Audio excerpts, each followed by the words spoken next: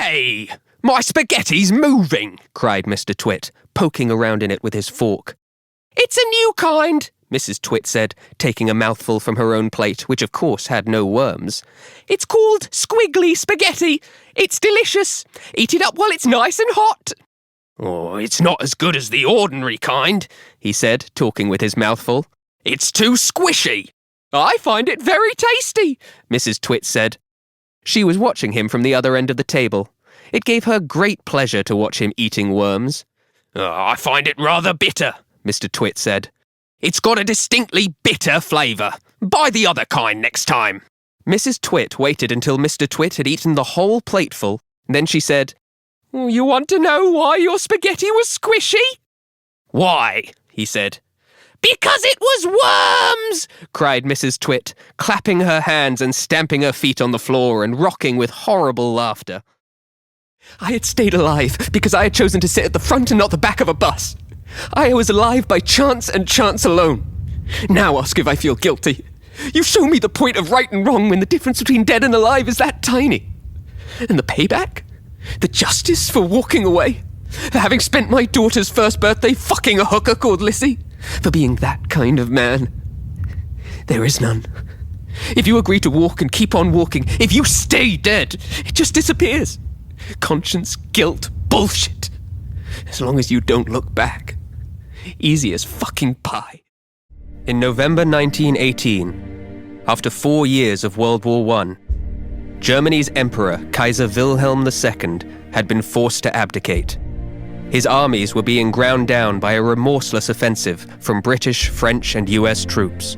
His people faced starvation, but already a dangerous myth was taking root. The German generals and troops claimed that they hadn't been defeated in battle, but betrayed by their own cowardly politicians. Even so, at 11 in the morning, on the 11th of November 1918, the 11th hour of the 11th day of the 11th month, World War I came to an end. Booking a hotel. Hotels Combined has a huge selection of offers and deals, all in one place.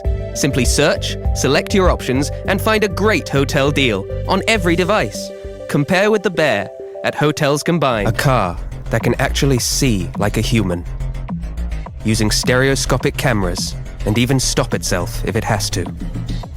The technology may be hard to imagine, but why you would want it is not. The 2014 Mercedes E-Class. It doesn't just see the future. It is the future. Your donation to Oxfam helps lift one life. And when one life is lifted, they lift others. Give £1 a week. Text LIFT to 70061 now. As a professional voiceover artist, cold and flu can really mess up my schedule. Indeed, up to... turn up to a recording feeling like this. Fortunately, there's Lemsip Max All-in-One. Its max strength formula helps to tackle those nasty cold and flu symptoms in just 5 minutes, so I can get on with my job. Lemsip Max All-in-One, our best ever range. Where are you? Are you in bed? Or are you leaving the first human footprint on Mars? A voice in your ear can take you anywhere. Audible. Get your first audiobook for free and feel every word. There were plotters, there was no doubt about it.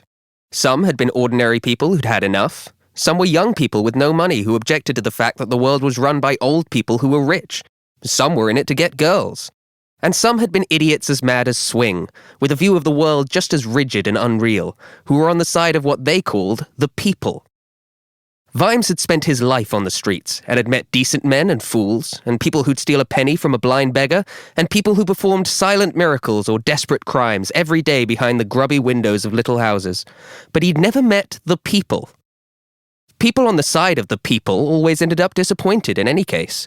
They found that the people tended not to be grateful or appreciative or forward-thinking or obedient. The people tended to be small-minded and conservative and not very clever, and were even distrustful of cleverness.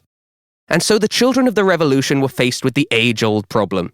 It wasn't that you had the wrong kind of government, which was obvious, but that you had the wrong kind of people.